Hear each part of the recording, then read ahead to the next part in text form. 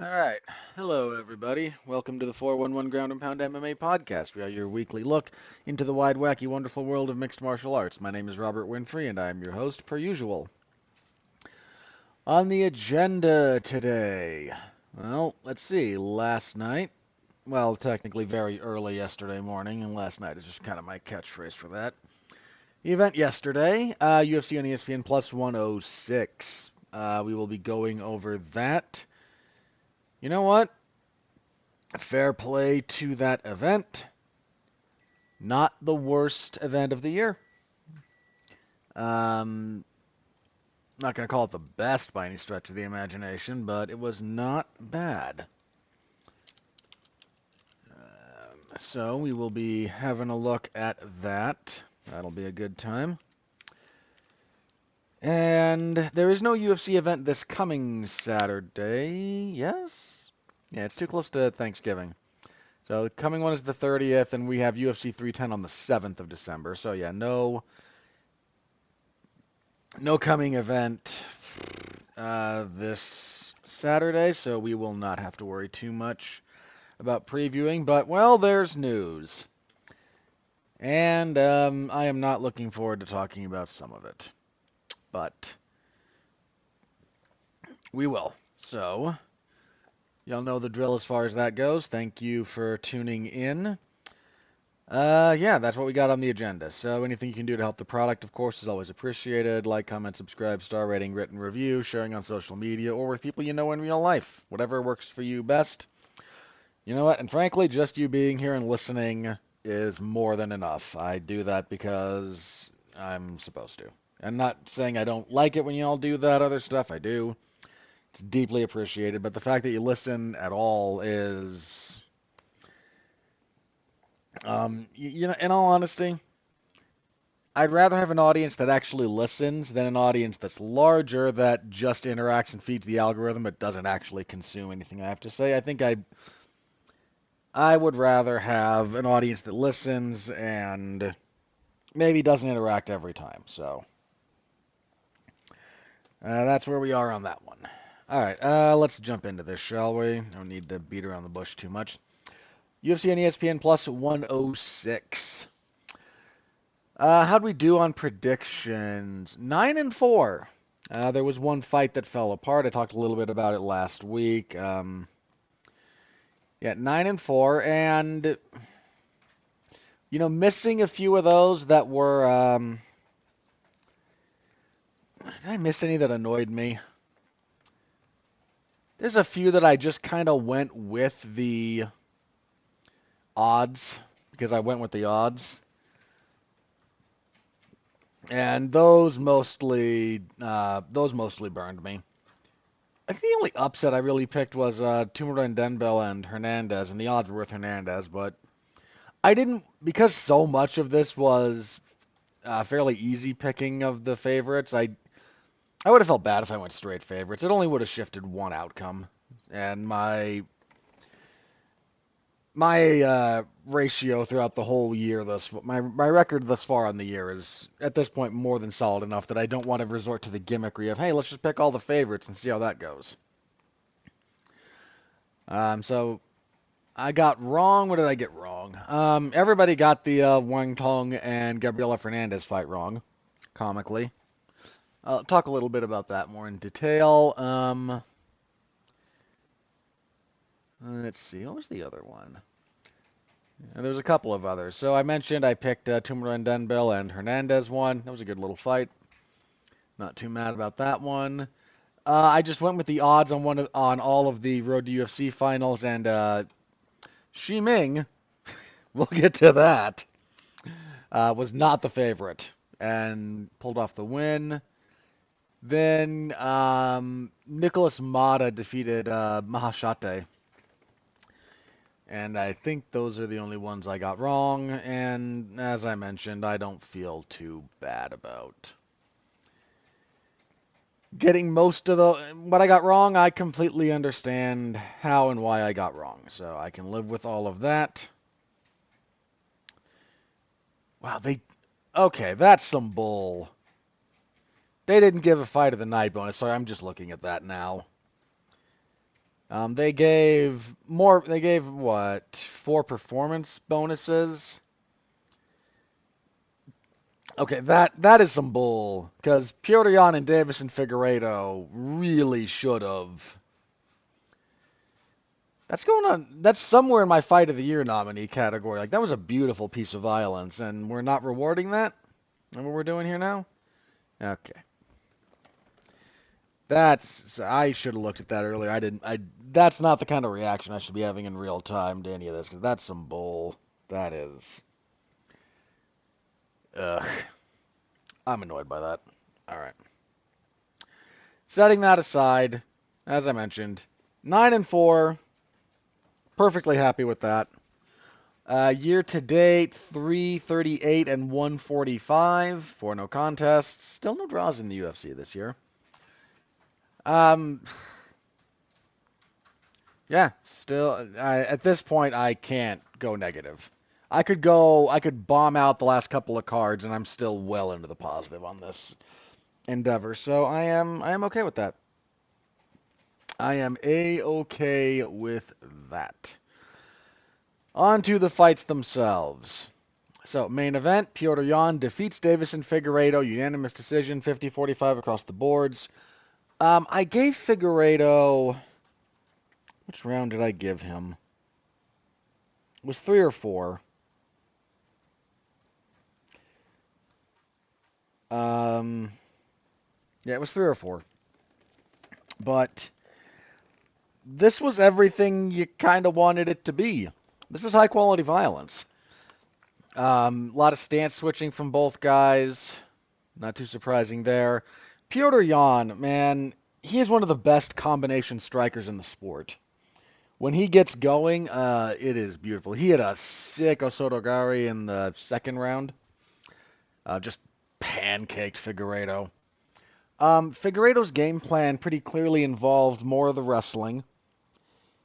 He tried a few takedowns. When he realized they weren't like really coming easily to him, he was happy to strike it out with Jan and actually did pretty well. The problem that he ran into, a couple of things I think actually if I'm going to critique Figueiredo. He started going to the body a little bit too late in the fight. He did some body work a little bit early in like rounds 2 and 3, but it wasn't until like the back half of round 4 and then into 5 that he started making a concentrated effort to attack the body. And I think that's one of those things that he really needed to go to earlier if he was going to get it to pay dividends down the stretch. Little bit there. That's a really minor complaint, though. His energy looked pretty solid for 5 rounds, which is not too surprising, but I mentioned we hadn't seen him fight at bantamweight for 5 rounds when he was going to employ a little bit more of the grappling. So he slowed a little bit down the stretch, but nothing out of line for a guy being involved in a decently paced 5-round fight. Piotr Jan, again, wonderful combination striking, integrated kicks well, hit some... Once he got a feel for what Figueiredo was doing, especially in close, he would grab single collar ties, slam uppercuts. Figueiredo would respond with body shots. So Jan hit a couple of really lovely sequences where they'd get close. He'd grab like a single collar tie, throw an uppercut. No one's coming in return. Pivot off at an angle, still kind of hold the collar tie, avoid the uppercut, and hit a knee to the body. Just beautiful, beautiful stuff. He started integrating a few more standing elbows because stopping Figueiredo with strikes was just, with punches at least, was just not really in the cards. This was, all in all, just, if you haven't seen this fight, man, this is what you want out of this fight. Watch it. It's really, really good. Can't recommend it enough. There's a few other things I'm going to recommend from this card, but if there's only one fight you're going to watch, circle this one. Thank me later. When this was over, I think I said I could watch another 5 rounds of that. That was so good. It wasn't like back and forth high drama, but man, the technique on display from both guys, adjustments, cage movement, kicks going back and forth, some really nice grappling defense from Jan. Figueiredo got his back in the first round for a decent chunk of time, but was able to escape, ended the round on top, dropping some elbows. Just really good fight. Look it up. Thank me later, as I said. After the fight, Petr Yan did the only thing he was going to do and said, I want to fight for the belt. I mean, there's nothing else for him to call out at this point. So, the only thing he was going to do. Merab Dvalishvili, the UFC bantamweight champion, then responded and said, yes, please, and thank you. Anything to keep him away from... Look, man, a lot of people are giving Jon Jones a load of crap about ducking Tom Aspinall, and you know what? It's not undeserved. I'm more than willing to say that the lengths Jon is going to try and not do that fight is... I understand why he is doing that, I really do, but I don't have to like it.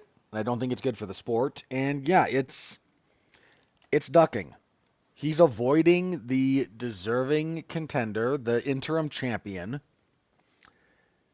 for the simple reason that he does not want to do it for the money being offered. Now that's for him in the UFC to work out. But he's doing risk management on that and doesn't like it, all things considered. And as I said this when I've talked about Jon in the past, like as someone in his position, anyone in a similar position in the UFC, I don't begrudge them looking at certain circumstances and going, I don't think I'm being fairly compensated. None of them are, but that's a whole other kettle of fish. And I don't think that this risk is worth the reward. That's an assessment that each individual fighter has to make. The difference is, in the case of Jon in particular, you're a champion, and that comes with responsibilities, not just rewards. But that's a whole other thing. But point being, like, a lot of us have been kind of killing Jon Jones for his behavior and his rhetoric around that whole thing. As I mentioned, I don't think that's unfair. I think some people in the MMA space and in the, are going a little bit overboard. I mean, the fact of the matter is some of the fans right now never saw Jon Jones, like, when he rose to become UFC, when he became light. The current generation of fans probably missed the majority of Jon's light heavyweight run, which is sad in a lot of respects, but there's a lot of guys that I think are dismissing too much of his genuine legacy in favor of he's ducking right now. And I'm not saying he's not kind of trying to duck or at least get a better deal for a Tom Aspinall fight. He is. But pretending that this is some enormous blot that will overshadow the totality of the guy who is the greatest light heavyweight champion, the greatest light heavyweight fighter the sport's ever seen, and bear in mind, greatest light heavyweight this sport's ever seen by an enormous margin. You can debate who number 2 is. You can argue for Daniel Cormier. You can argue for Rampage. You can argue for Shogun. Like, there's arguments there for a lot of different people. There is no argument about number 1, and there is no argument that whoever you do think is number 2 has anything approximating a claim to Jon's throne in that weight class. But now we've decided that, and we should all be killing Merab for this, is kind of the point. Merab is out there going, yeah, let's give Sean O'Malley a rematch. Yeah, let me fight Petr Yan again. He is ducking, okay? What Jon's doing is ducking. What Merab is doing is ducking. He is avoiding the number 1 contender, Umar Nurmagomedov. That is the number 1 contender. And with respect to Yan, who I certainly I like Jan's fights in general. With respect to Petr Yan, Umar Nurmagomedov is the clear number one contender. I don't think... And the champion is trying to duck him. That's what's going on here. And we're having a little bit of this going on through several UFC champions at the moment, and it all kind of sucks. Just needs to be said out loud. As for Davison Figueiredo, you know what? His bantamweight campaign is still actually in a pretty decent spot. Oh no, he lost to a former champion. It's not like he fought badly here. Just a tough style matchup in a lot of respects. And Jan is still one of the best bantamweights in the world. I mean, that losing streak he was on, it was a split decision to Aljamain Sterling that in real time I scored for Jan. On rewatch I scored it for Sterling, but controversial split decision. A split decision loss to Sean O'Malley that I think is flatly wrong. I've never scored that fight for O'Malley, having rewatched it, ever. And then, yeah, he lost to Merab, fair and square. But that's champion, champion, champion. Reports of his demise were exaggerated. But as for Figueiredo, there's still plenty of very good bantamweight fights to make for him. This does not, I think, end his chances of having a good run at bantamweight. There's a non-trivial chance that this loss does mean that because of the logistics involved, he's never going to fight for the belt, especially at his age. I mean, respect to Figueiredo for being great, and he is, but he is 36, and 36 at flyweight is not the same as 36 at middleweight. But I look forward to his next fight. He could fight a lot of people at bantamweight. He could fight Corey Sandhagen. Who would turn that down? The other one. I'm going to kind of ignore Henry Cejudo, as I think most of us should at this point. Let me have a quick look at the rankings for bantamweight. Because he came in at 5. You could do Figueiredo and O'Malley, depending on what O'Malley wants to do. If Figueiredo has to fight down in the next, why is Henry Cejudo ranked 7th? That is bizarre to me. I know he pissed a lot of people off with how he fought, and I'm not even going to pretend that I wasn't one of them at certain points, but Mario Bautista is going to be due somebody else ranked above him. Figueiredo and Bautista, not impossible. Figgy and Cejudo is, much as I said, so like I'd like to ignore Henry Cejudo in general. He shouldn't be ranked. I'm sorry, he just... I have to look this up now because this is going to annoy me. So Henry Cejudo. Yeah, okay. He fought in February and lost clearly to Merab. He fought in May before that. So this year, so 2024, fights in February, loses. Hadn't been seen since. May of 23, he comes back from a hiatus/retirement and loses to Aljamain Sterling for the belt. His last win was in 2020 when he beat Dominick Cruz. The man has not won a fight in 4.5 years, almost 4 3/4 years. I respect the level of opposition he's faced, I really do. But you are not the 7th contender in that division. That division is too good. Anyway. Moving on from that, so both those guys, Jan is only going to call for the belt because, as I mentioned, what else is he going to do? Who else is he going to call out? So we'll see what happens there. But really good fight.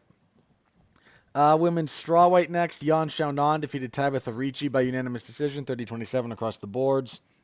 Tabitha Ricci was just in way over her head in this fight, and it showed from start to finish. She didn't have... I may have given... Did I give Yan a 10-8 first round in this one? I think I did. And I think I did because I don't believe Tabitha Ricci landed a single significant strike the entire first round. And I'm sorry, if you put up a goose egg for offense, any kind of offense, over 5 minutes, you're getting a no. You did not lose that 10-9 unless the other person does something similarly pathetic. So if somebody lands like 2 and you land 0, okay, that's not a 10-8. But if they land a reasonably average amount of strikes or offensive positions and you do nothing, you get no. Sorry, I'm of the opinion that's a 10-8. Yeah, Yan wants a rematch with Zhang Weili. She got beat pretty badly the last time they fought. In fact, she should have been stopped twice. I ranted about that plenty before. I'll leave it alone. But, women's strawweight is not... It's a good division. It's just due a little bit of turnover, and we haven't quite hit the spot where the turnover happens yet. So I'd be shocked if they do that fight next, but it's probably on the horizon. Welterweight Muslim Salikov hit a sweet wheel kick to knock out Song Kanan, 3:49 of the first. Yeah, this was fun while it lasted. Really nice knockout from Salikov. Your enormous upset of the evening, Gabriela Fernandez defeated Wang Kong via... this was not a technical submission. Okay. I listed it as such because I didn't have the right camera angle. If you look at the secondary camera angle, they showed it on replay, you can actually see Wong tapping out. So, not a technical submission. She did tap. Did not go to sleep. Or if she did, it was right after she tapped, in which case it's still a submission, not a technical submission. But my intermittent war with the categorization of certain things on the Wikipedia entries is ongoing. Wang Tong had a really good first round. Good mobility, got Fernandez backing up, good punches to the body and head, better striker, just got a little bit lax with her entries into the pocket. Comes in the second and gets head kicked, wobbled, pushed over. Fernandez gets the back, chokes her out. Wang Tong unlikely to do the Alex Pereira speed run to the belt after this setback, but the number of people doing fraud checked after this, no, she had 6 MMA fights. This is not uncommon for people at that phase of their development. And Gabriela Fernandez is not a world beater by any stretch of the imagination, but she's not a scrub. The problem is Wong got really overhyped after good personality being shown and one admittedly impressive win. That's a bad recipe. You know what did come out of this for me though that I thought was kind of funny? You know the 4 biggest upsets in UFC history, not MMA, UFC. The 4 biggest upsets by the odds in UFC history. Because I saw this and it kind of it made me think about something real fast on this. So, in no particular order, I'll give you a second, you can pause this if you want, but think about it. What do you think they are? You probably got 2 of them right, just as a minor aside, but here's the 3 biggest upsets, or the 4 biggest upsets, because this is one of them, by the way. The odds were very, very heavily in favor of Wang Tong. She was like a minus 1050, 1150, something like that. Big number. 4 biggest upsets in UFC history. This is one of them. I think this might be the smallest of them, but it's one of them. Here's the other 3. Matt Serra over George St. Pierre, which you probably got.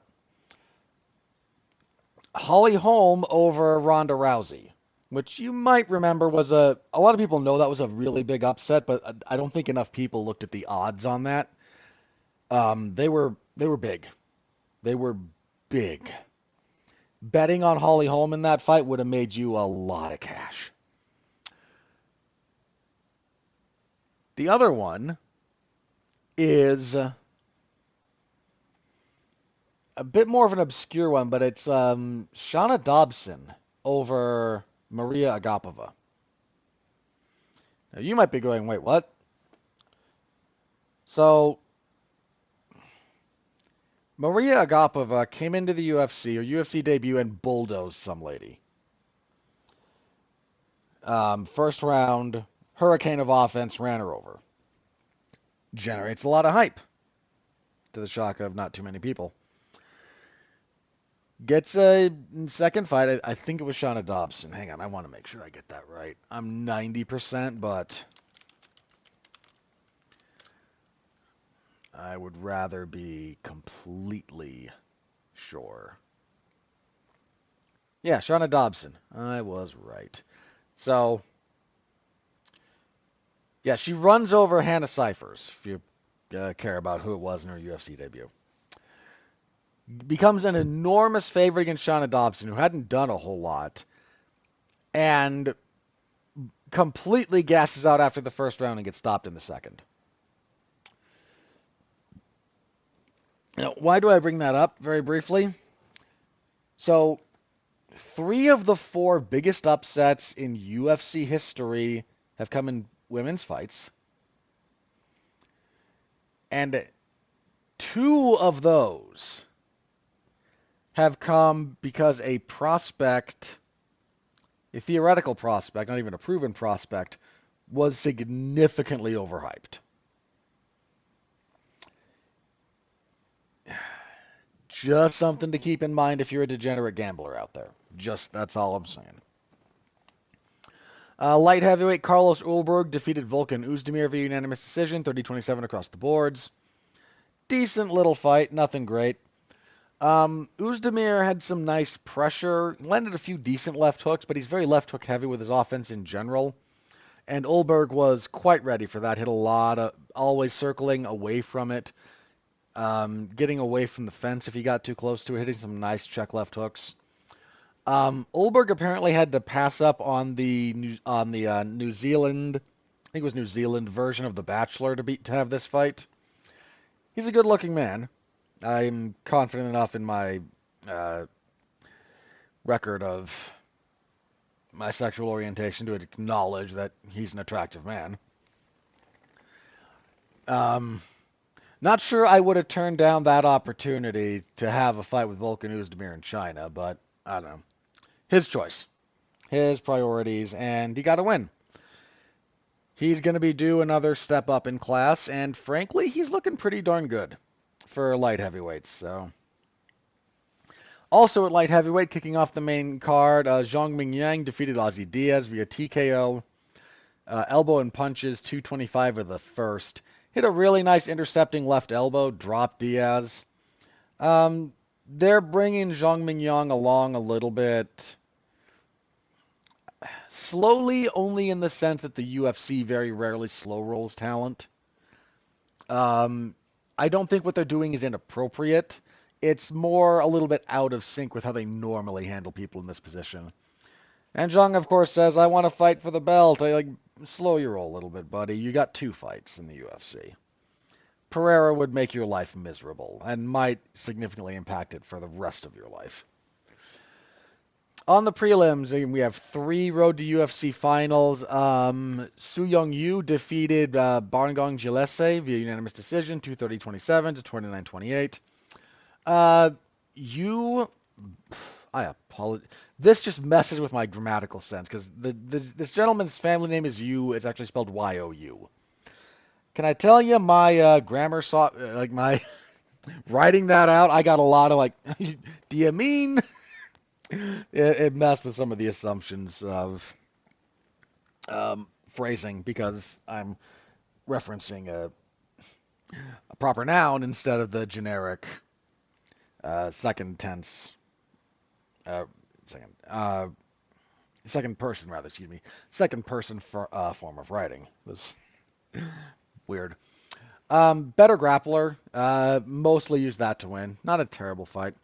At flyweight, Dong Hyun Choi defeated Kiru Singh Sahota via knockout, 2:36 of the first. Yeah, nice little knockout from Choi. Sahota got caught. As you could see, Choi, once he figured out a little bit of Sahota's range, he was, happy to slug it out in the pocket. And Sahota backed out of the pocket after kind of got hit with a right hand, re-entered it, got sort of hit with a left, and then just crushed with a right. It's poor decision making from Sahota there in real time. Rare you see flyweights, not impossible, but rarer to see flyweights put people out cold. So good stuff from Choi. Your knockout of the night and one of the knockouts of the year, I think. Shi Ming knocks out Feng Xiaotan, with a head kick. 46 seconds of the third round. Good grief. So Shi Ming is shorter than Feng by like 4 inches. I think Feng was like 5'5", which is big for a strawweight. And Shi Ming could probably make atom weight if the UFC had that division. Credit to Laura Sanko, though, on commentary for saying that she and several others are trying to get the UFC to open up 105, which is atom weight. It's a thing they should consider. Just throwing it out there. But yeah, Shi Ming with this lovely head kick. They were open stance because Feng was fighting southpaw. And it's a decent fight through the first couple of rounds, but boy, that knockout just... Feng was unconscious for several minutes. Got the stretcher treatment. Last report that I had seen on this, she was okay, but went to the hospital, got a CT scan, which CT scans only check for brain bleeds, but you do kind of want to be cognizant of that. So again, last thing I had heard, she's okay, but gnarly knockout, and Shi Ming, bless this woman, speaks English to the crowd. She is, she's a doctor, legitimate medical doctor, and is cage fighting. And apparently her parents don't know this is what she does when she's not being a doctor. This is so, that makes it so tempting for me to say that she won by doctor stoppage because she's the doctor and yeah, okay, bad joke. If I edited these podcasts, I would cut that out because it's embarrassingly bad. But yeah, she's short, looks like she could make 105. Yeah, her parents think she just does like taekwondo, martial arts competitions, not MMA. She's not even worried about the broadcast saying they're like, yeah, go ahead, you can talk about how my parents don't know. They don't use TikTok, they don't watch this stuff, they're never gonna find out, so talk about it if you feel so inclined.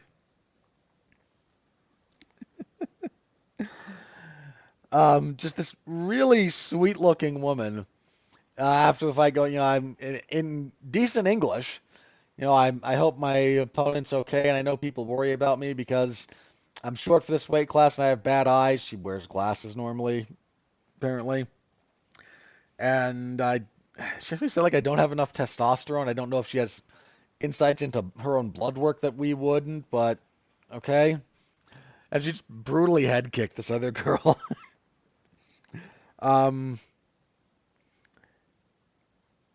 Yeah, that was wonderful head kick. Absolutely wonderful. At flyweight, Carlos Hernandez defeated Niam Dragal Tumen Demberal via split decision, 29-28. I think I scored this for Tumen Demberal live. I still think that's somewhat defensible. Some fun grappling exchanges actually in this fight. So Hernandez also kind of punted the third round a little bit. Yeah. I don't mind playing prevent defense, but he should not have been as confident as he was in the first 2 rounds. Once again, decent little fight. At flyweight also, Lonnie Kavanaugh defeated Jose Ochoa via unanimous decision, 229-28 and a 30-27. Decent little fight here as well. Kavanaugh faded in the third. I don't think he's used to going that deep. And he's young enough in his career that that's an understandable thing to have happened to him here. Ochoa long for the weight. He's big for flyweight. He's like, what is he like? What did they say? He was like 5'10". Huge for 125. Again, decent little fight. At bantamweight, Xiaolong defeated Kwang Li via knockout in the third round. Decent fight up until that point. Pretty solid knockout from Xiao. And kicking everything off, Nicholas Mata defeated Mahashate via unanimous decision, 30-27 across the boards. Mahashate just never really able to get his game going.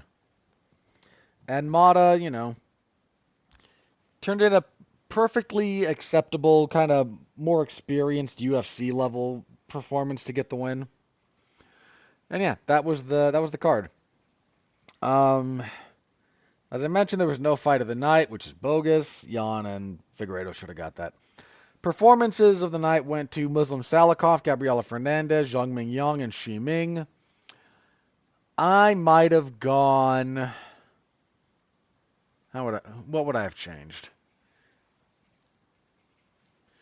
I might have gone Choi instead of Zhang, personally. But that's a minor gripe. Yeah, they were in China, as I mentioned, for that, so it started at 1 in the morning my time. That was fun. That was a long day. That Friday and Saturday was a long, long day.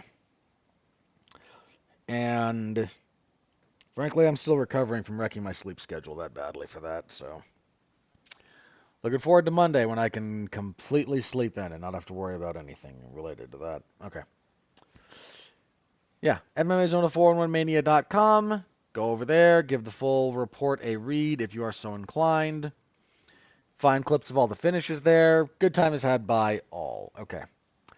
That didn't take too long. All right. Let's move on then, shall we? Oh, boy. Okay. I don't want to talk about this. I really don't. But I think it's important to discuss this. So, here we go. Conor McGregor, for the last little bit, had been in court because he was being sued civilly for sexual assault in Ireland. That case came to a conclusion earlier this week. Conor McGregor was found civilly liable in the case of sexual assault of Nikita Hand, and the jury awarded damages around about $250,000 when it's all said and done. Again, that's in euros over there, not dollars, but if you do conversion, they're pretty close to each other. And again, it's around $250,000, $250,000. So, we're gonna talk a little bit about this, and I don't normally do, content warnings because, the vast majority of the time, things I talk about here, I think you understand are part of the buy-in for this podcast. If I talk about injury, or I talk about, fighters talking about loss, or when they talk about, people in their lives who have maybe committed suicide, things of that nature, this is part of the buy-in. And I just kind of expect that you understand that's all on the table. So anytime I am doing something that is within the accepted sphere of that's within the understood Overton window of the subject material I am discussing, I don't feel compelled whatsoever to say, here's what we might be talking about, please brace yourselves. Like, I'm not saying content warnings I'm not accusing anyone of being, weak or whatever pejorative you want to throw at that. I do think that in an effort to be considerate, there was a movement related to that that went more than a little bit too far, from being honest. anytime you're going to engage with something, like there's no way around being occasionally hit with something you don't quite expect. If you're, and my opinion is, if anything that happens like in that case is within the accepted sphere of what you're doing, have a little resilience. That's my opinion. Kill me about it if you want to. You don't have to agree with me, but that's where I come from on this. That said, if you're going to jump outside of what is normally expected, I don't think it is unfair. In fact, there might even be potentially a degree of responsibility to say, by the way, we're shifting gears here. Here's what to expect a little bit that is outside the norm for what we normally talk about here. So, for example, what did I? Okay, I'm not trying to insult anyone who has done this, by the way, but by way of example, if you start reading something like the manga Berserk, you get through the first couple of chapters of that, you know what you're in for. I consequently I find ongoing discussions of, boy, I would like to put trigger warnings here for blah and blah and blah. Like, we're talking about a violent, dark fantasy story that deals with everything. Everything is on the table in that story, and it's made very clear that everything is on the table in that story very early. I don't feel like, oh, we need to add, extra warnings here for whatever. Other people have done that, not killing them for it. I'm expressing my opinion on the matter. However, if you're, watching My Little Pony and suddenly we dovetail into Game of Thrones levels of material, tonal whiplash. And at that point, adding a mild disclaimer might be appropriate, which is a long way of me going around to say, I'm going to talk about some of the stuff that was specific to this case, such as I'm aware of it. And some of it is very, is rough. Some of it's just rough. So if you're not interested in that, timestamps are below. Skip ahead to the next segment if you don't want to listen to this. If you do want to listen to this, there's your warning. We're going to be talking about sexual assault. And some of the stuff related to that. So if you're still with me, you're still with me. If you skipped ahead, Godspeed. I don't, no shame, no hate, no shade, none of it. I understand, but I feel it's important to talk about this a little bit, so I'm going to. So let's start with the obvious. Anyone saying that Conor is a convicted rapist is doing this wrong. He's not. A convicted rapist implies a criminal charge. This was not a criminal case. This was a civil case. Conor is a rapist the same way O.J. Simpson was a murderer. If you're around my age, you understand that reference. O.J. Simpson was found not guilty in a court of law for killing two people.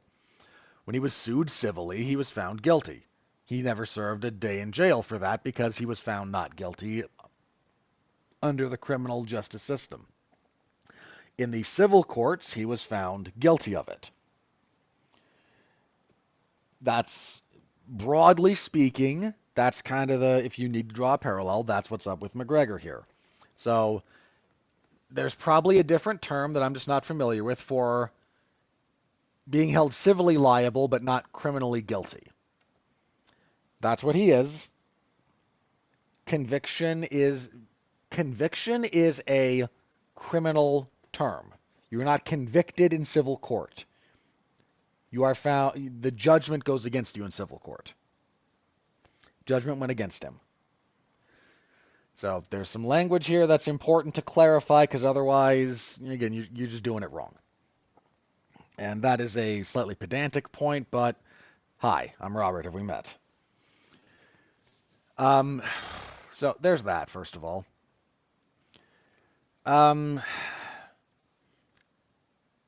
There's a really good video by Luke Thomas where he interviews one of the court reporters, an Irish journalist who does a lot of courtroom reporting on murder, sexual assault, all kinds of stuff like that. And Give that a listen.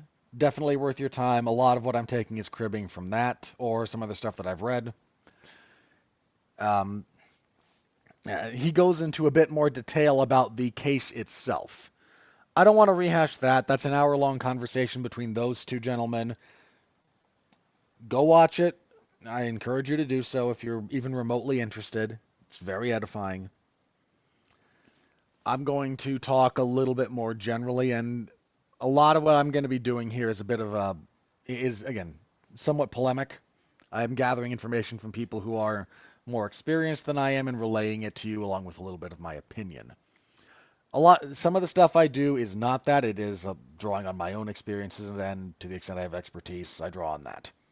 This is one of those cases, freely admit, polemicizing here. Um, the first question that will be brought up is why were there not criminal charges brought if you can be found civilly guilty? If a civil judgment can be rendered against you, doesn't that mean there was enough evidence to convict? The answer is not necessarily. The evidentiary standard for the criminal justice system versus the civil court system is different. The Irish system uses the same standards of proof that the American judicial system uses, which goes as follows. In criminal justice, the prosecution must prove its case beyond a reasonable doubt. That is a very high evidentiary threshold.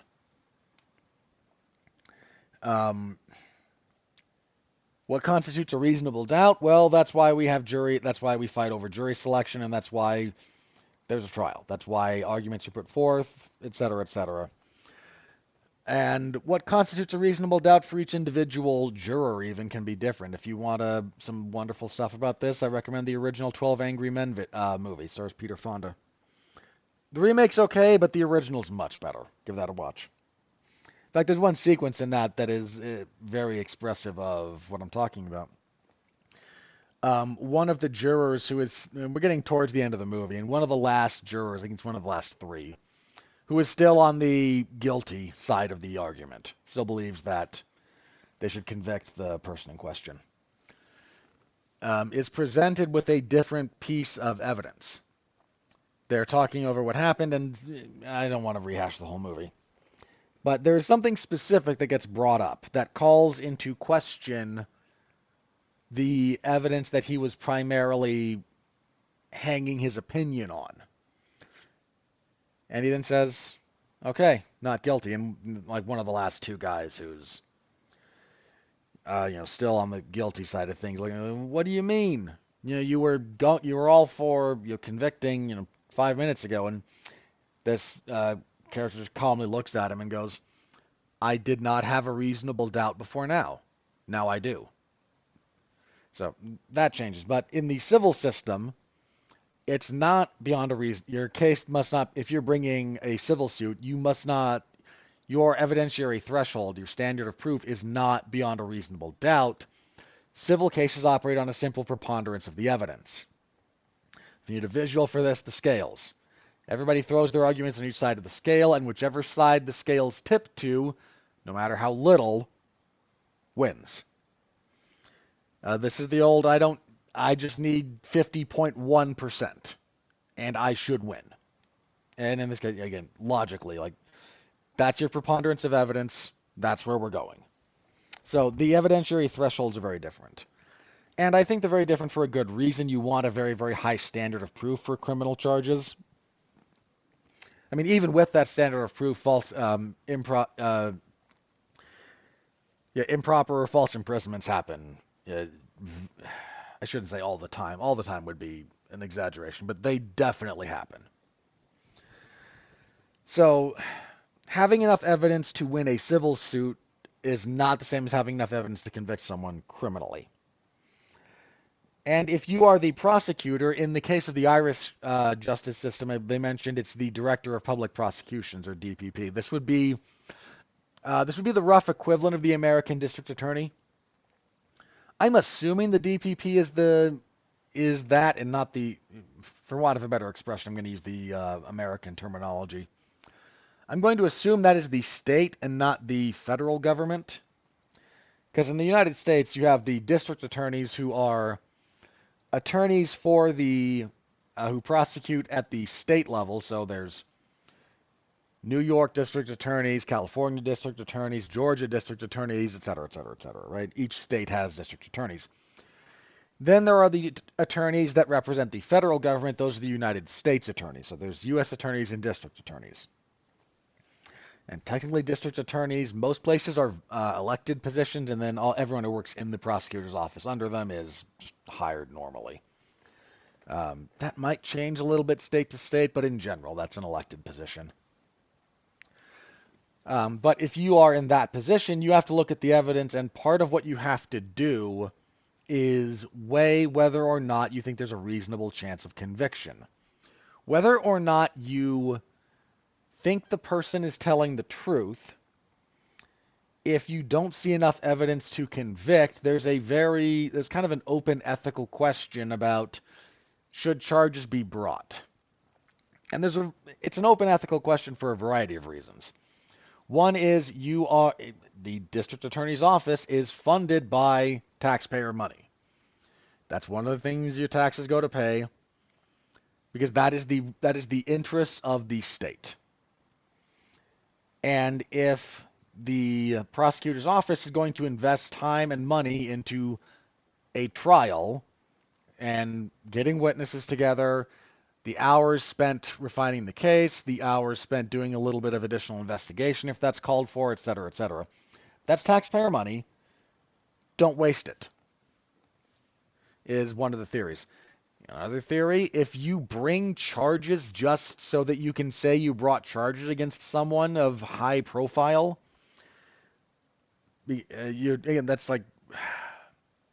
that's wrongful prosecution, which is itself a crime. Certainly, it's an ethical violation. Thinking you're disbarred.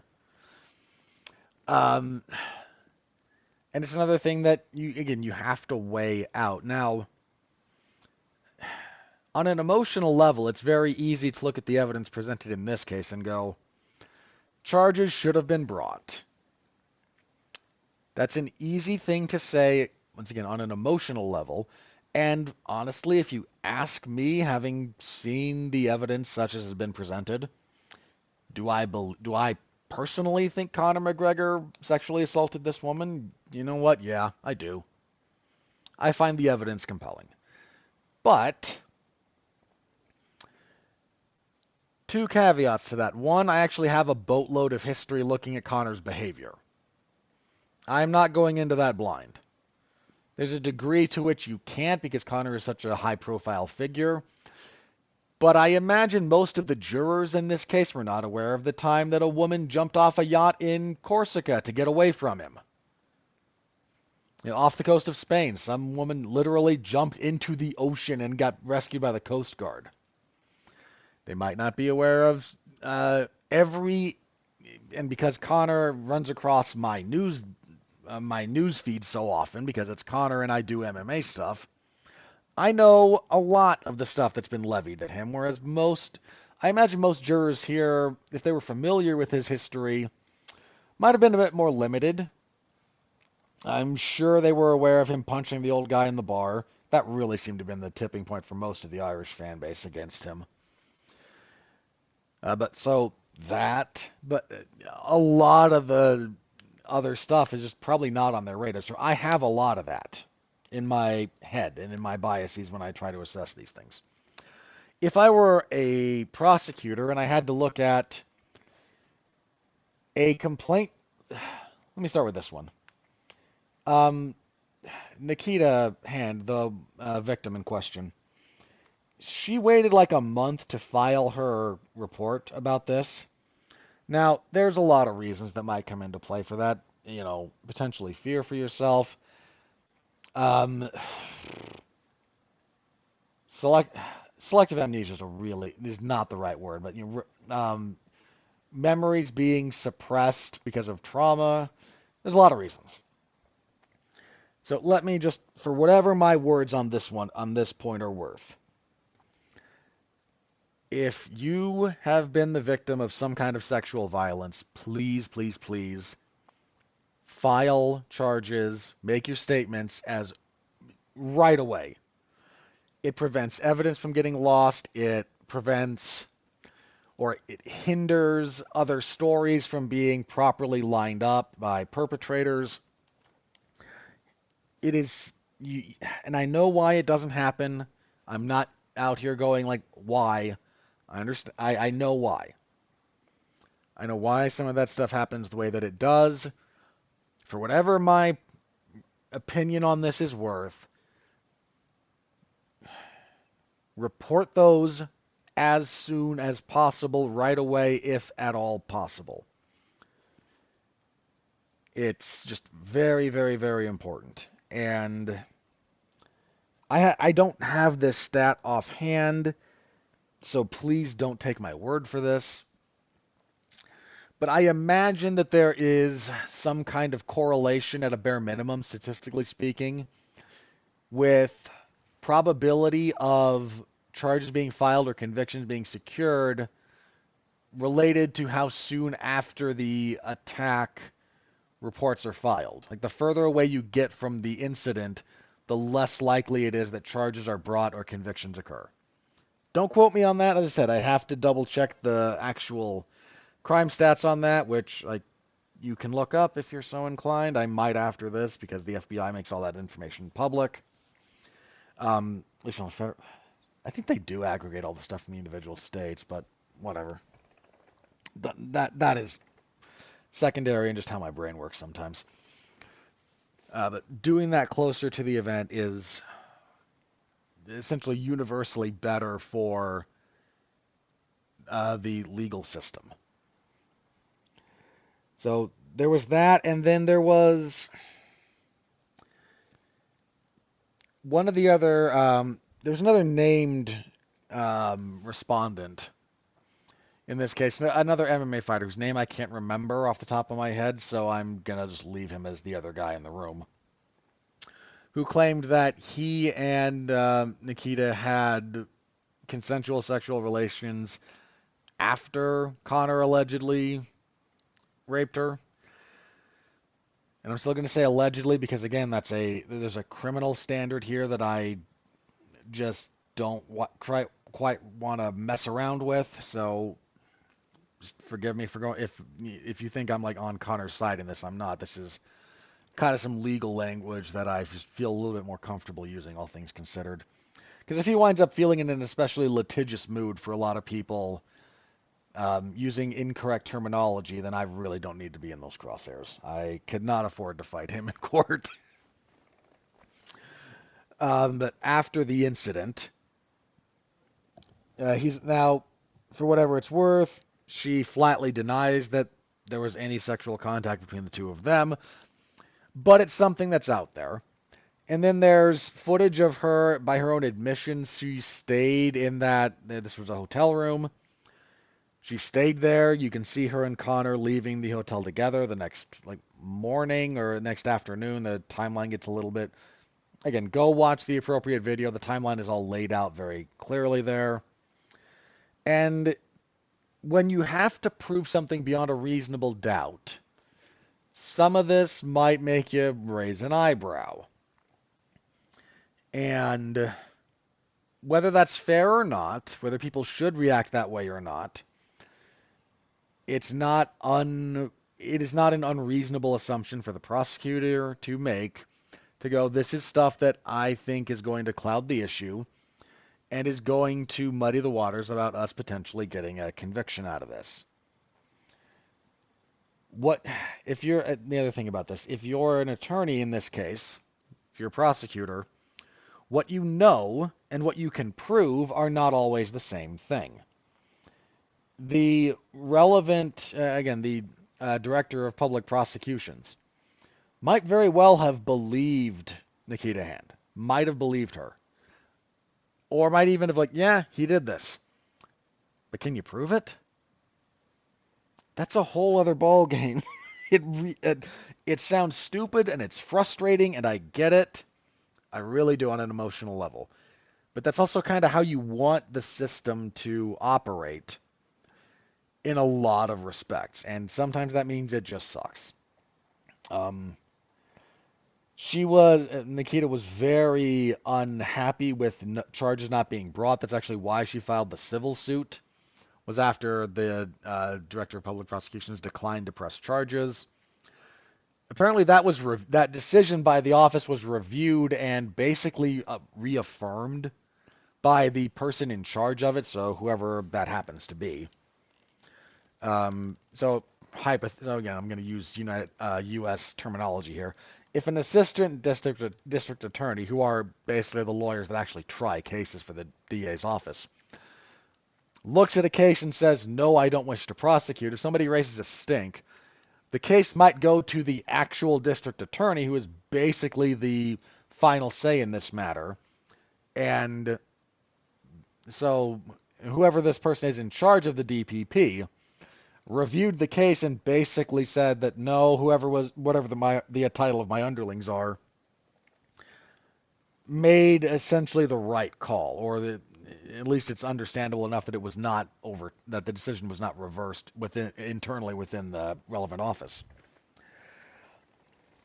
Um, and yeah, sometimes that just really sucks.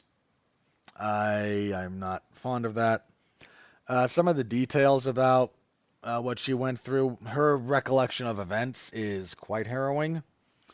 She alleges that she was hit repeatedly. There was a pretty nasty cut on her body. Um, she claims Conor choked her basically to the brink of unconsciousness multiple times.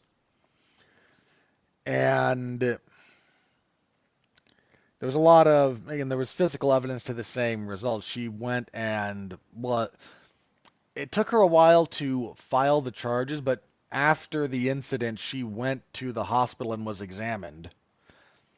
And there was a lot of, again, physical injuries, a lot of bruising, and again, at least one fairly non-trivial cut were documented. There's photographic evidence of these things because that's what you do when you perform those kinds of examinations on someone.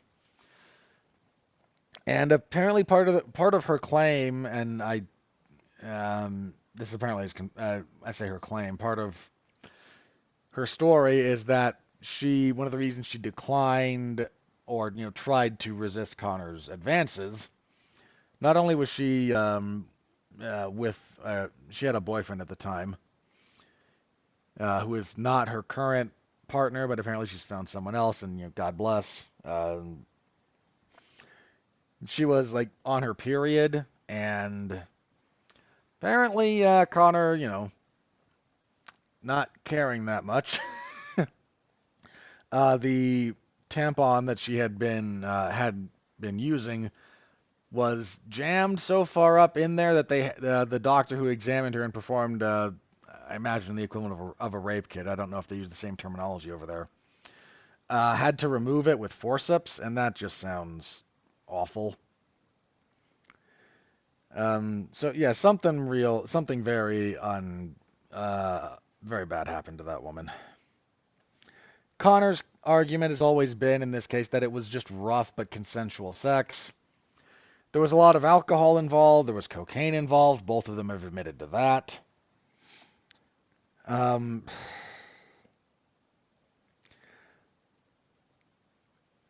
think the only other thing I kind of want to mention here is this has to do with the aftermath. Because she stuck around and kind of, somewhat by her own admission, wanted to keep the party going. And was seen leaving with Connor.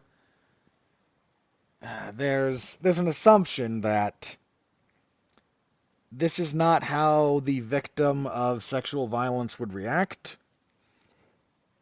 And I gotta tell you guys, that is such part. Here's my only profanity for the episode, by all accounts, that is such bullshit. I'm sorry. There's no other way to describe that.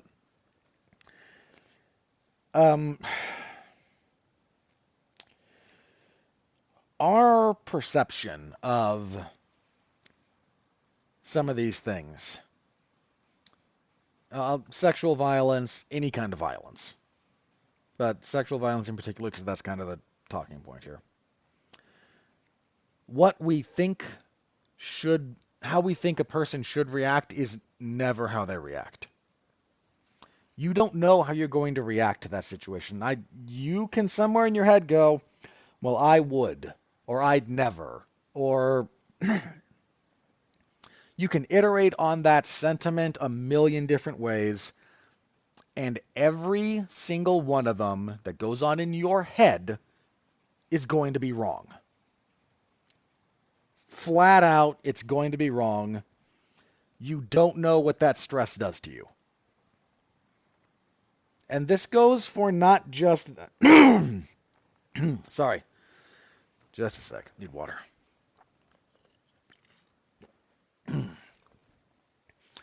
This goes for all kinds of violence. If you want an example that, again, doesn't carry a sexual connotation, couple of years ago, now, there was a maniac in, I think it was Paris, somewhere in France, took a knife and started knifing kids on a playground. There's video of this. You can look it up. And do you know what all of the people who would swear up and down that if somebody menaced a child in their vicinity, they'd, mama bear and adrenaline means I can lift a car off of a kid. They'd swear up and down that they do something. None of them do anything. And that's not a shot at women. Like, that's a shot at a lot of the guys, too. Every guy, during the course of their day, at some point, does the heroic fantasy thing in their head. You concoct a scenario, and you are the hero. Every guy does this. I know better than this about myself, and I still do it because it's something to keep your mind occupied and pass the time. I'm not throwing judgment about it. I'm saying if you think that's going to be reality, you are sadly, tragically mistaken. Everybody thinks they'll be the hero. Heroes are rare by definition. It will not be you. Hey, I hope I'm wrong, believe it or not. But statistically, it's not you. It's not me. I'm not out here saying I would. I'm saying there's more than enough instances of violence happening in the world and everybody around who, if you asked them about it 3 minutes before it started happening, what would you do if? Would give you every answer in the book except what they actually do. What they actually do is freeze. What they actually do is look around. What they actually do is, hey, what are you doing? And they kind of meander over. Maniac with a knife stabbing kids. You know what we all should do? This is not complicated. There's 20 people there. Everybody jumps on that guy and stomps him into a fine paste on the ground that they can't even identify. That's what should happen. It never does. Because nobody knows what they're doing. Because suddenly, a circumstance that you have never seriously considered, certainly never trained for, hits you in the face. And you don't know what to do in the moment. You don't know what to do after the moment. This is actually minor tangent. I'll get back on track. This is all still related, but if part of the reason, if you do train, if you're out there and you train, if part of the reason you're training is for self-defense, if that's one of your major considerations, is you wish to be able to handle yourself should violence be directed at you, directed at you out in the world in an uncontrolled setting. If your self-defense class does not include how to properly file a police report, how to give a statement to the authorities after something has happened, you're being scammed. Well, scammed is a strong word. Someone is certainly falsely advertising what they're teaching. That's one of the most important things. Most people don't know how to do it. Most people don't know how little you can trust your eyes, even, much less anything else. But that's another topic. But, somewhere in our heads is how should someone react after they've been the victim of sexual violence? And it is informed by our own delusions and fictional media we have consumed. That's it. That's what we got. And your delusions are wrong. They're delusions for a reason. And media about this is wrong the vast majority of the time. You can count probably on two hands the number of relatively well-known instances of movies or television, or let me limit it to those for the sake of this discussion, that handle sexual assault and sexual violence in a realistic capacity. The vast majority do not. But that's what we think should happen. We think that after an assault like this, the victim, gathers up some semblance of clothing, staggers out, and runs, and should run looking for it. To say nothing of the people who think that you should just fight. And that will yeah. I'm not saying don't fight. You want to know the rule of self-defense? Here's the only way to judge self-defense. I mean this sincerely. Like, I'm not talking about like judging schools, or because there's criteria that should be applied to determine if a martial arts place that we teach self-defense is actually teaching self-defense. There's criteria you can apply to that. I mean, here is the only metric by which one can judge whether or not your self-defense was successful. And it's very simple. Very, very simple. Are you alive? Did you survive? Yes, you did it right. That's it. That's the only thing that matters. When the rubber meets the road, that's it.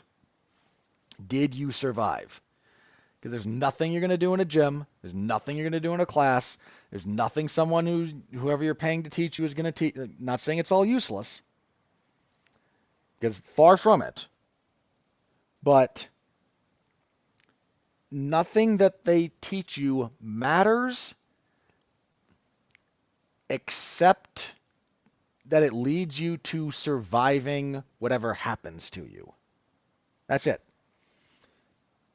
I mean, no one is, if you get it, look, the lineage of my instructor she's fond of saying, anytime, we're doing drills or whatnot and things go wrong, you're not doing it exactly right. You want to drill it as close to perfect as possible, because in a real scenario, nothing's going to go right. And nobody's going to critique in any sort of meaningful capacity your technique in a self-defense scenario. Are you still here? Then whatever you did worked. Because your life is the most important thing. But somewhere in our heads is the lies we tell ourselves about what we do and what we think should be done, and how we think people should behave. And none of it is accurate. None of it. Why would she still hang around there? I don't know. Maybe because trying to run away from him might incite violence again.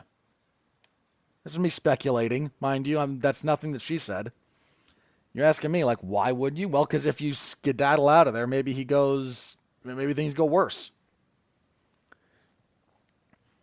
Maybe you are by everyone's admission, there's drugs and there's cocaine and alcohol involved. Maybe you're too impaired to actually make a break for it. Maybe you've completely dissociated from what just happened, and you don't actually remember it. Stress-induced amnesia is a real thing.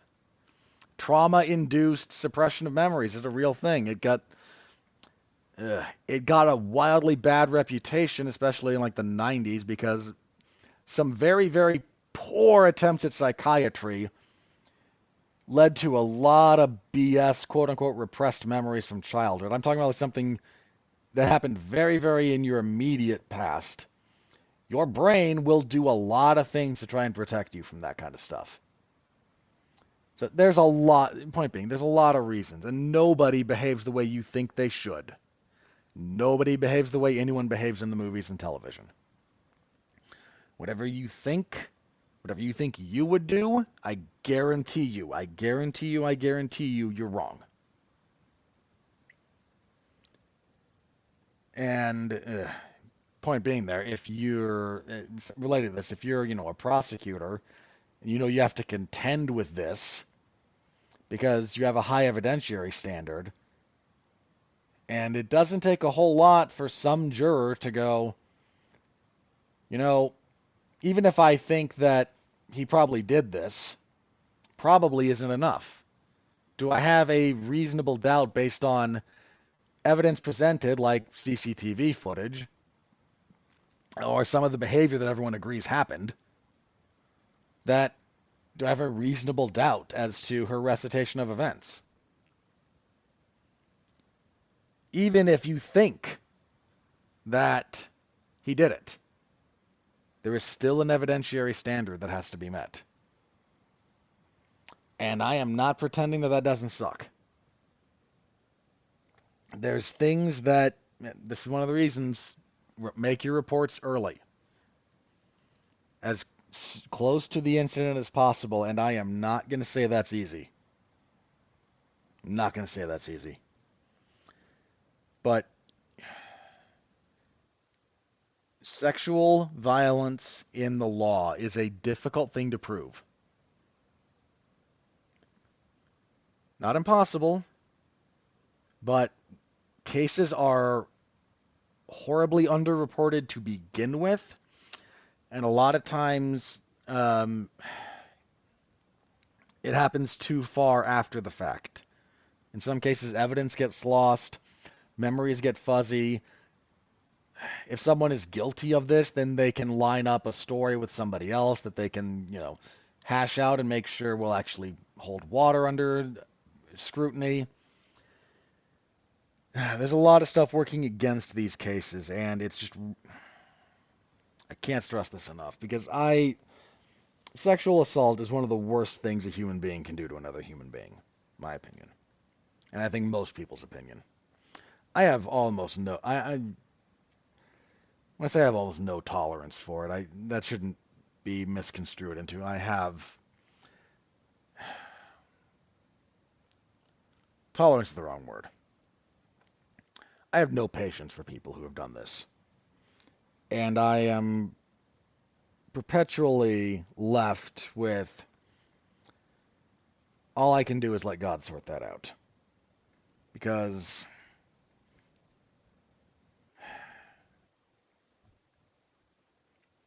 nothing I could do would make any difference, would make anything better. And frankly, for the most part, nothing you can do. I don't know. Maybe your circumstance is different, but in general. And I do believe that everything that we can do to try and get people who do that behind bars as quickly as possible is extraordinarily important. And for a lot of reasons, some understandable, some not. I'm just gonna be honest about that. These get, it doesn't happen, and it's sad, and it's a damning indictment on our society in general, and anyone, man, woman, whatever. If you've been the victim of sexual violence,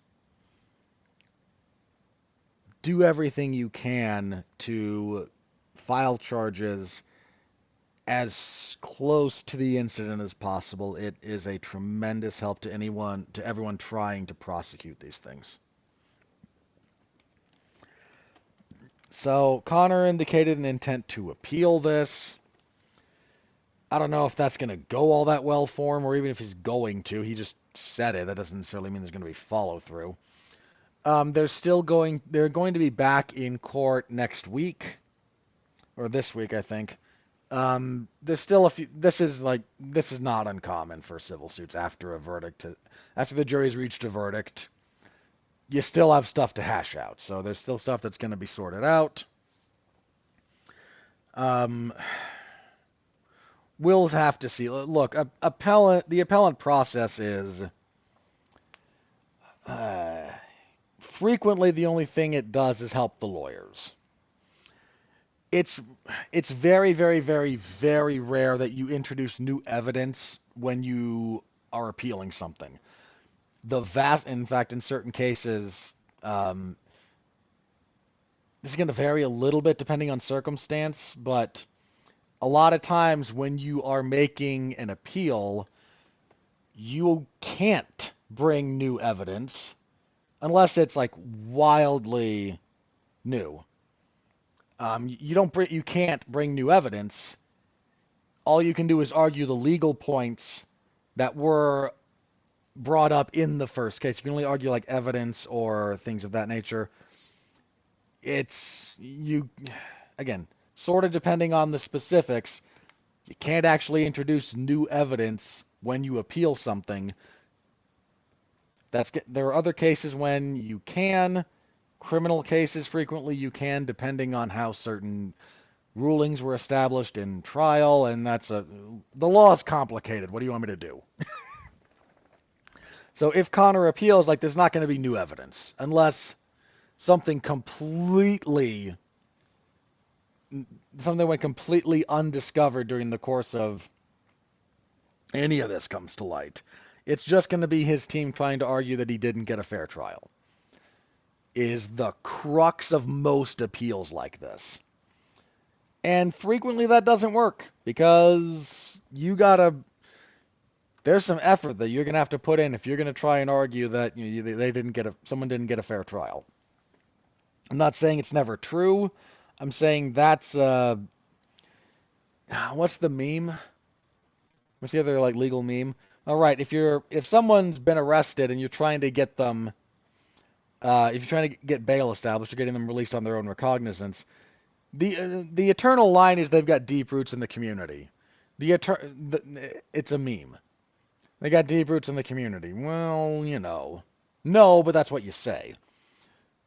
When you're appealing, like, what's the basis for your appeal? Well, they didn't get a fair trial. Uh-huh. Not saying it never happens. Not saying there aren't people who haven't been railroaded. The history of the justice system is full of them. Well, okay, full's an exaggeration, but it happens. It absolutely happens. But that is the baseline structure for your legal argument on appeal pretty much every time, unless you have something super, super, super specific. You have this broad category of they didn't get a fair trial. Well, everybody and their dog says that, so you better be able to prove it.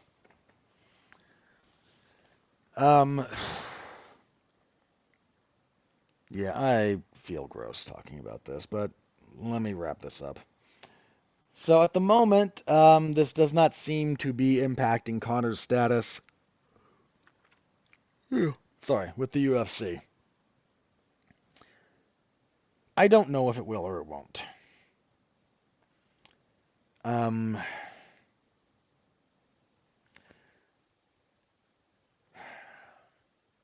The UFC is just such a weird organization when it comes to stuff like this. And look, they were already saying that I still don't think Conor's going to fight for the UFC again. They were already saying that, well, end of 2025. Okay. Like, what are we doing here at that point? I don't imagine they will release him from his contract because they don't. They just hoard talent. And Conor is still...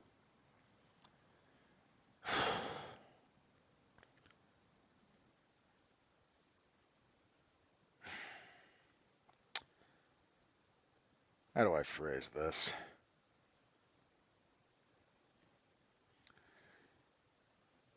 Conor is still if he does fight again, he's still going to draw a tremendous amount of interest. I don't have another way to say that. That's just my gut feeling on this. Um, there's a weird subset of the MMA community that is still very, very pro Conor. Look, if you don't find the evidence compelling, I'm not here to argue with you. Okay, I'm really not. The evidence is out there. You're allowed to make your own determination about it. Okay? And frankly, I can understand where one might look at the evidence and go, I disagree with the conclusion about even a preponderance of the evidence. I don't think that this was such a completely slam dunk. I don't think this was a complete slam dunk, airtight, evidentiary claim uh, from Nikita Hand. Had it been so, there would have been criminal charges brought. Just throwing that out there. I do find it compelling. I do think Conor assaulted her. But this is not one of those instances where I think if you are not as persuaded by the evidence as I am, or as the jury was, or as most people who look at it are, that you're an idiot who thinks the earth is flat. I'm not equating those two things. I'm saying that there's the people who are winding up kind of being vocal about this on the internet, because I almost said Twitter, and it's not just Twitter.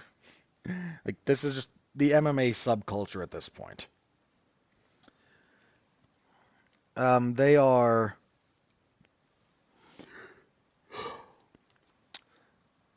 It's more than a little gross. I'm just gonna leave it at that. Look, if you don't, if you did not find the evidence as convincing as I did or as others do, I don't think that's wholly unreasonable on its face. I really don't. I may vehemently disagree with you, but I am not going to. I don't think that that is a conclusion is one that is wildly unfounded. I don't think it's completely divorced from reality. I think it is misguided. But I don't think that I don't think that it's. I think there's a reasonable discussion to be had about what you didn't find compelling or persuading about the evidence. And frankly, the fact that a lot of people have made the argument that they have nothing to do with the actual evidence being presented. Y'all are leaning into the angry internet incel trope, and frankly, that I can do without. That everyone can do without. Um, so there's all of that.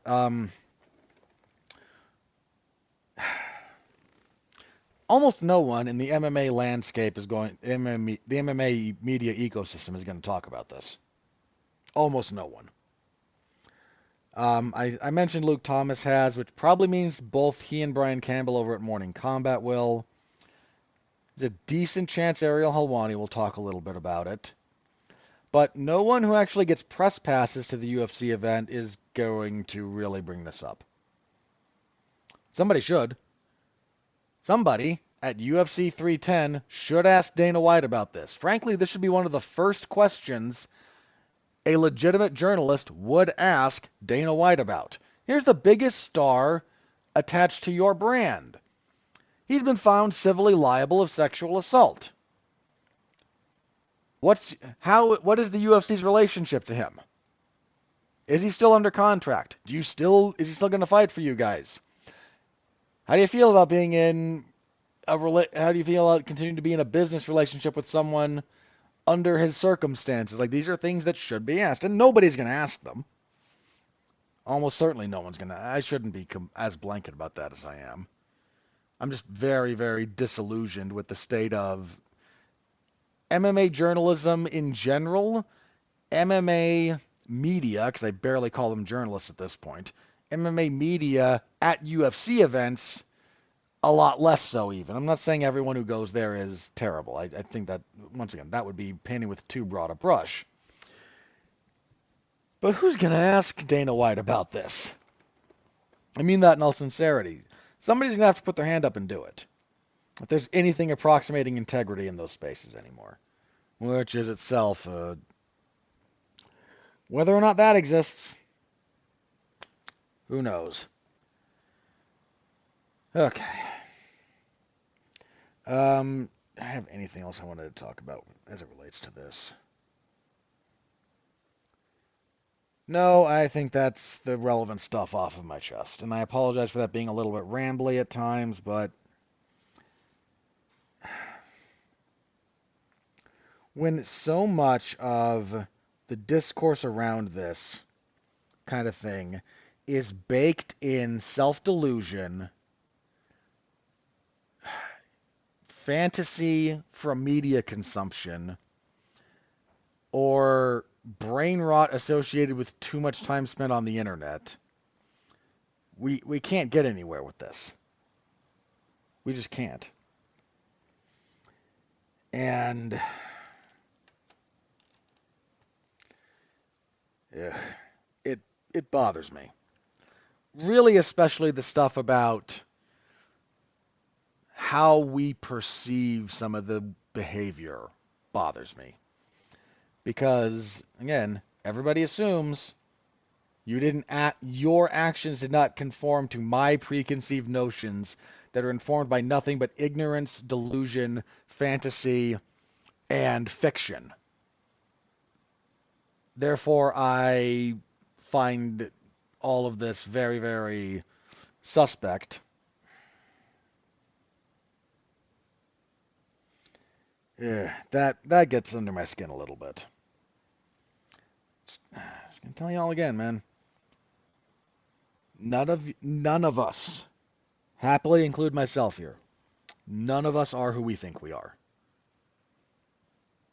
If you have not drilled what you would do under those circumstances 1,000 times, you don't know what you do. Even if you have, you don't actually know. People whose job this is to do still have bad reactions. And that's a giant part of their training. Any good training is designed to limit the gap between training and reality. Right? That's its whole purpose. There's a bunch of this stuff as it pertains to violence in reality that there is an insurmountable gap. And the best you can do is be honest enough to acknowledge it. And most people, either out of ignorance or self-delusion, don't. Look, any professional fighter will probably tell you this, because I've seen a lot of them say it. They react badly to their first real fight. Even if you've had enough hard sparring. Good hard sparring is as close as you're going to get to the real fight in a combat sports scenario. And there is still a non-trivial gap between hard sparring and real competitive fighting. There's just a difference, and you never can close it. If even that is an insurmountable gap that results in weird behavior and weird decisions, and under controlled circumstances that you have trained for a lot, you still can get freaked out by stress and pressure and the reality of this guy trying to knock your head off. And in theory, hard sparring contains enough of that to get you prepared for it. Now, it's better than never having been hit really hard, but it's still not the same. And Everybody and their dog, everybody and their pet of choice lies to themselves about this, even if they don't know they're lying to themselves about it. And when anyone else behaves differently than how you think you would behave, you look sideways at it. And let me be very clear, I have been guilty of this in the past. I am not preaching from an ivory tower here. But that is a thing that we need to fix. Go a long way to solving a lot of problems. But fixing it requires a part of your ego to die, and nobody likes that because it kind of sucks. But, dude, and this is true of people who should know better too, by the way. I don't know. It sucks. The whole thing just sucks. And I kind of doubt this is the last time Conor gets sued over this.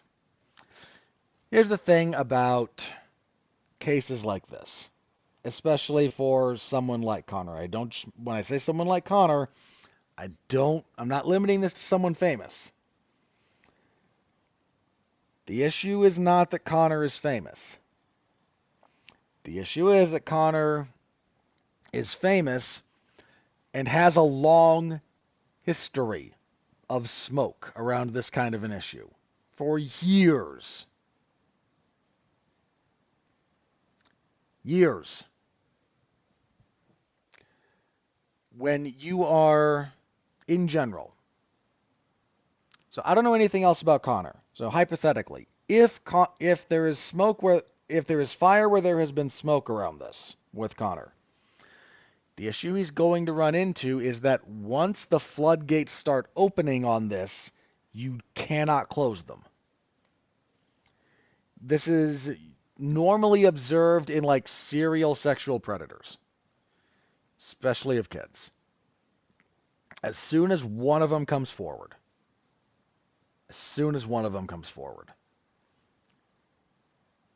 there's another, and another, and another, and another, and again, the floodgates just open. Now, if there is no fire where there has been smoke around this for Conor, then, well, one, I certainly hope that's true just because it means less misery in the world. But if that's true, then he might not have to worry about more of this stuff coming out. But if there is fire where there's been all this smoke, there's probably some that we don't know anything about that might now start coming out. So we'll keep you updated here, and I apologize for having that whole thing be down. I'll try to be quick through the rest of this, and hopefully it's not quite as depressing. Okay, I could make a really I don't feel like making a joke out of this, so I'm not going to have a weird segue here, but know that somewhere in my head exists the segue from one depressing thing to another, even though this is much less depressing by every metric.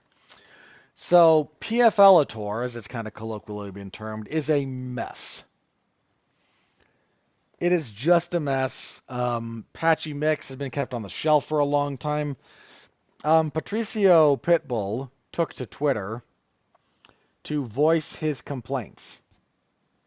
So Leandro Ego started this out.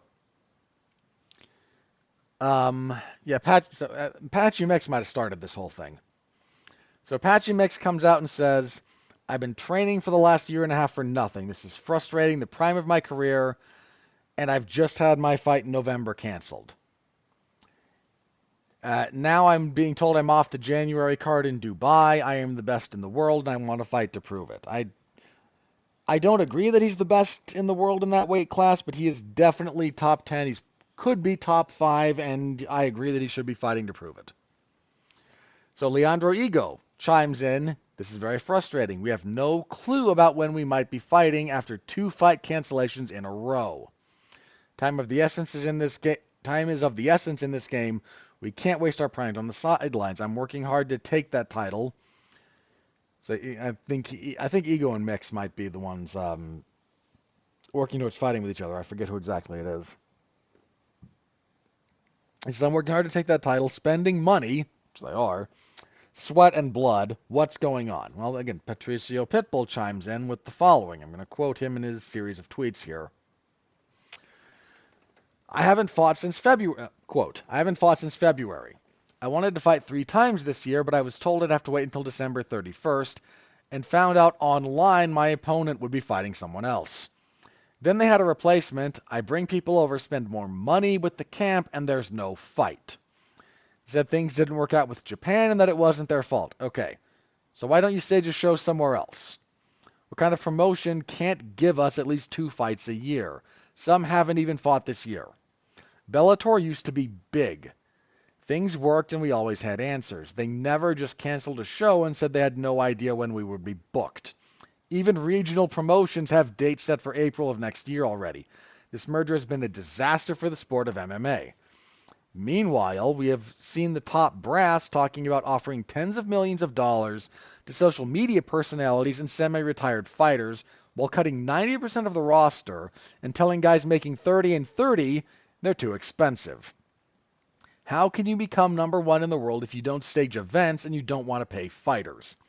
I'm very worried about the future of Bellator and MMA in general. I feel very sorry for all the fighters who didn't even get to fight this year or were cut because they don't make shows or think they're too expensive, and all the fighters who were forced to take pay cuts. This is wrong. We need answers. We need the fighters and the fans to be respected. This is not a game or just some business. These are people's lives we're talking about. A serious promotion would give fighters the chance to fight at least 3 times a year if they're healthy. Close quote. You know, he's not wrong. He's entirely right. This is a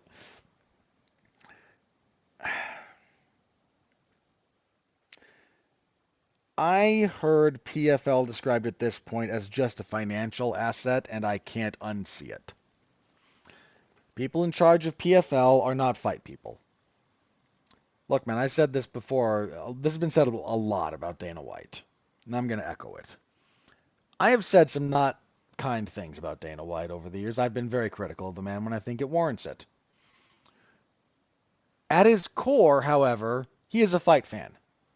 All the slings and arrows you want to throw at that guy that are justified, he is, I would argue at the moment, he's kind of bored with MMA as a day-to-day business. I don't think it inspires him at this point in his life, but even Dana White kind of just coasting through the motions, you can tell he cares about the fight game, and there are fights he cares about, and there are fights he absolutely gets up for as a fan of fighting. I do not feel that way about anyone in PFL. Anyone. It is a badly run organization. They're trying 18 different things. They're running around like a chicken with their head cut off. They can't find their own ass with both hands and a flashlight. You've got some very, very, very talented fighters. Patchy Mix is great. Pitbull, little past his prime, but he's still a very good fighter. You've got Usman Nurmagomedov. You've got guys there with ability, and you can't get your head out of your ass. Sorry, swearing too much. What a joke of an organization at this point. Like, what are you people doing over there other than trying to court another financial entity to buy it from you for a profit for you so you can move on to your next business venture? That's what this feels like. And it is a raw deal for everyone involved. I mean, for crying out loud, they just released Lorenz Larkin, their number one contender at welterweight. What are we doing here?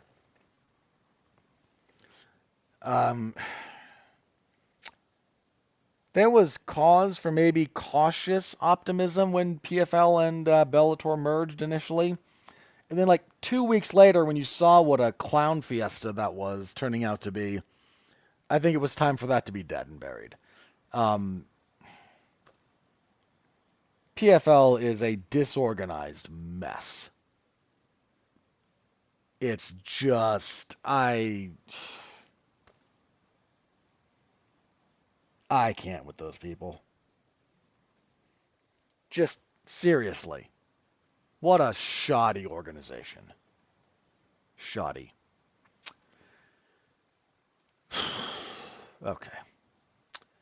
I'll try to be quick for these last couple of ones, and we might be able to get out of here in under 2 hours. I apologize that the bulk of this episode was talking about Conor McGregor and sexual violence. I'm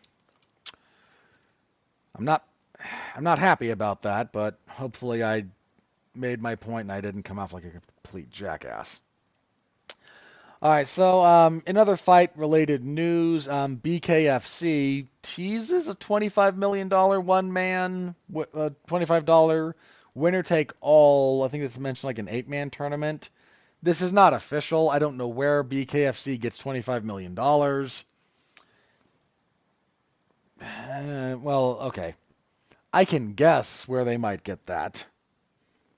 But we don't know for sure because that promotion is not successful enough to put that up out of their own pocket. But if that's legitimate, that will get some very relevant people coming out of the woodwork for it. Just throwing that out there. That's almost a Canelo payout. Canelo, I think Canelo's guarantee is like 30. But if something like BKFC is offering up almost Canelo's guarantee to fight, you will get attention from fighters. You will absolutely get attention, assuming it's all legitimate. So we will keep an eye on that one as more news potentially becomes available about it. Okay. Last little bit of news here that I feel like talking about. So Dominick Cruz is looking for his final dance partner. He's, looking. His career, I think, is appropriately winding down. Says he wants one more to go out on. Henry Cejudo said he would like that fight and he'd like a rematch. I'd like Henry Cejudo to go back to the chocolate factory with all the other Oompa Loompas. Can we just make Jose Aldo versus Dominick Cruz already, please? They're both about the same level of washedness. They were both champions in the WEC. This has been kind of a dream fight for a long time, and we're not going to get the best possible version of it, but come on, this is easy. This should be easy. Get those two in the cage together. Thank you. Not very complicated. I've wanted that fight for a long time, if you weren't aware. Okay, I think that's... Oh, good grief. Did I really spend an hour talking about Conor? Yes, I did. Sorry, I'm looking at my timestamps. All right, that's what I got. For the moment, I will check the old X machine, and if something crazy is broken in the MMA sphere, we'll talk about it. If not, we'll do plugs and get out of here. Okay. No, I don't see anything new there, so plugs. Monday on Damn You Hollywood, we will be reviewing Gladiator 2. Because Wicked is going to be much later. Because I don't set the schedule, Mark does, and frankly, I don't want to talk about Wicked anyway. I don't really want to talk about Gladiator 2 either, but... well, I like talking with Mark, so the fact that the subject material is... well... what it is for that movie, we'll break it all down, so tune in for that if you're so inclined. WWE SmackDown on Friday, no UFC event on Saturday. Next week we will be back here to preview UFC 310, the last pay-per-view of 2024 for the UFC. And you know what? It's not a bad pay-per-view card to go out on. Wait, do they really have that many fights announced? Oh no. Oh no. Hang on. So, main card is fine. 5 fights, 2 5-rounders. But okay. Nate Landwehr and Doo Ho Choi is going to be great. I don't know why Bryce Mitchell and Kron Gracie's on the pay-per-view when Movsar Evloev and Aljamain Sterling are on this card somewhere else, but that's just me. Chris Weidman and Eric Anders got rebooked for this card at a catchweight. That's whatever. All right, hang on. So we got 5 on the main card. 4. So hang on. So 5, 9, 12, 13, 14. Possibly 15.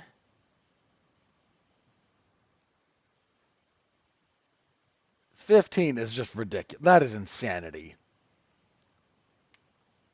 So, 2 fights listed as announced, but not as part of the bout order. Vicente Luque versus Temba Garimbo. I think originally Luque and Nick Diaz was on this card, and what a terrible idea that was. Also at heavyweight, Łukasz Dreszki and Kennedy Nzechukwu. Oh, which of those do I want to type out? I can only control C one of them. Also, there was supposed to be a heavyweight fight between Martin Bidet and Rusvan Kuniev, one of those two. However, Bidet seems to be out. 15 fights. That's insanity. Don't do that. All right. That's it for me. Thank you all very much for sticking with me through a slightly different episode, given what we talked about for the giant portion of this episode. But thank you very much. Next week, back to the normal fare, unless more shenanigans happen. All right. That's it for me. Thank you all very, very much as always. I appreciate the heck out of you. Stay safe out there and continue to be well, be safe, and behave.